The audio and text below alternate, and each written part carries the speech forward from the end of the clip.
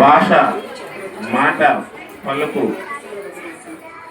Madam గారు ప్రతి ఒక్కరు మేడం గారు రాసిస్తారు.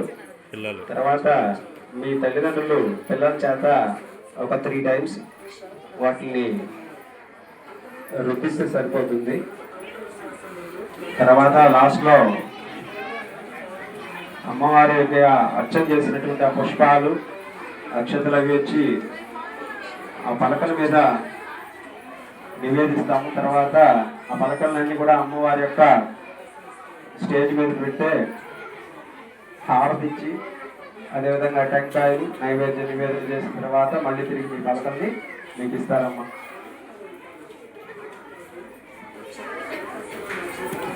ఇంకొక మేడం కూడా వెళ్ళి రాయించండి తెలుగు మేడం. యూట్యూబ్లో కొట్టి చూసిన ఈరోజు చాలా అద్భుతమైన రోజు. 20 ఓం నమ శివాయ సిద్ధం నమః.